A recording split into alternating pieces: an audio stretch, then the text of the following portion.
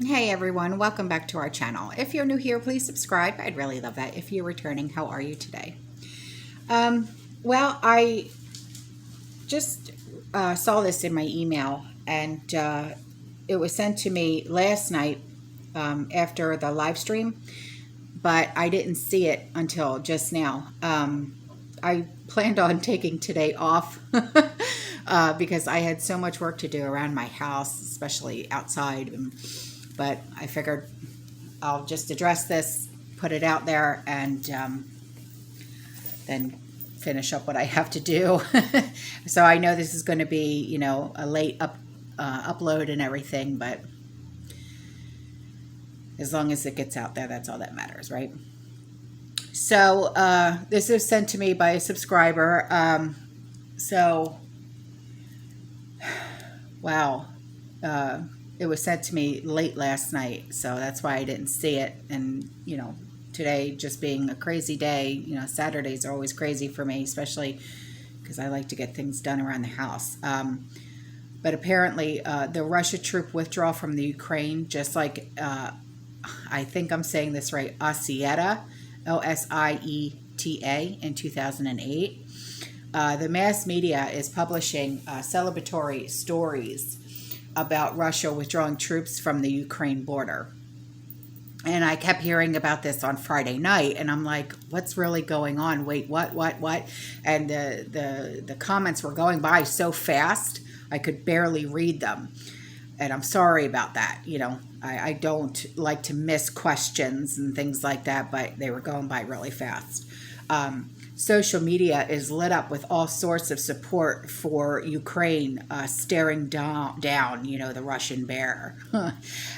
Just like back in August of 2008 in former Soviet Georgia, in the summer of 2008, President, this name, I'm not even going to try and pronounce it, so I'll spell it out for you. Saakashvili of Georgia was inspired by U.S. Senator John McCain to prepare an assault on Ossetia and Abkhazia, Hazia, which were trouble spots for Georgia. And Russia, seeing the trouble being stirred up by the U.S. Senator, announced some military drills in Russia's southern military district. Now, everyone in Georgia and elsewhere in the region got rightfully shaken up at the presence of so much Russian army hardware that they were all relieved when it was announced Russian troops were returning to their bases. Please excuse me. Sorry about that. Sean called. So back to what we were talking about. So some troops were, of course, left in the area. Okay, so not everybody was gone. All right. Now, when it became clear that the locals were going to actually carry out the U.S. inspired troubles now that Russia has departed, it only took 6 hours for Russia's 58th Army to forcibly enter Georgia. Now, fast forward to yesterday and today, okay? After Russia Defense Minister Shogui, Shogui, announced the completion of military exercises and that troops and ships would be returning to their bases, Russia openly and publicly invited Germany and France to discuss a ceasefire in eastern Ukraine by April 27th. So that's 3 days from now. A meeting can be held in Donbass, Donbass, with the participation of Ukraine, DPR, and LPR, Deputy Kremlin Chief and of Staff Dmitry Kozak, Kozak. Okay, that's what he said. So As expected, Kiev rejected a proposed meeting in the Donbass, including representatives from Luhansk and Donetsk. Okay, now next, Putin revealed that he is ready to welcome his Ukrainian counterpart, Zelensky, at any convenient time in Moscow. This suggestion comes after Kiev offered to meet in war-torn Donbass. So, now the mass rub and social media are all celebrating the announcement, right? Russia's defense ministry says over 20 ships of Black Sea Fleet returned to permanent base.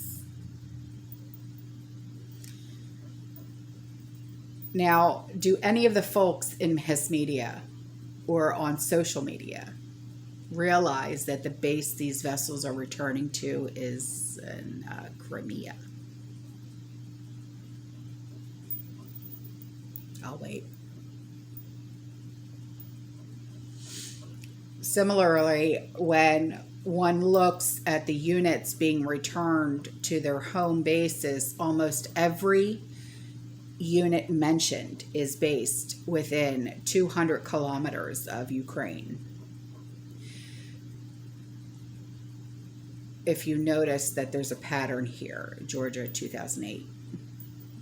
Okay. Now, what's taking place right now along Russia border with Ukraine is not a withdrawal. It was a strategic relocation of men. The equipment is staying put. That means that the Russian army can bring back the men, have all the equipment at the ready when the men get back, and be in full-blown evasion mode within hours.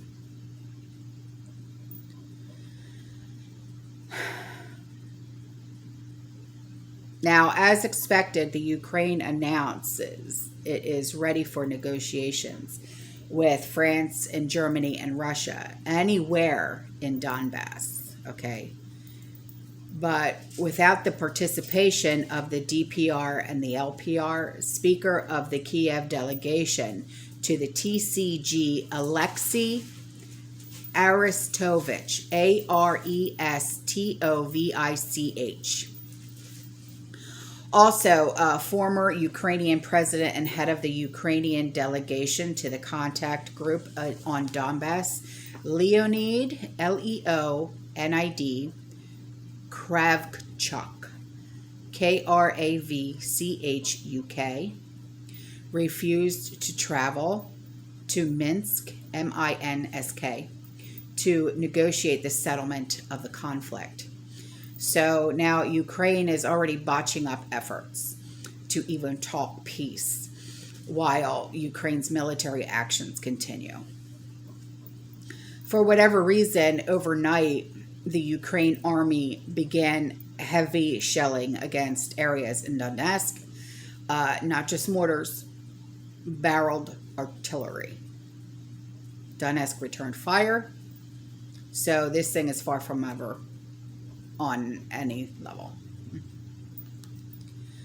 So, you know, I will, you know, just if I get any more updates on this, I'll let you know. It's crazy. You know, when you think you're in the clear, you're really not. So, all right, guys, I love you. I'll see you tomorrow in the next one. Stay safe. Stay positive. Keep prepping. And as always, fearless.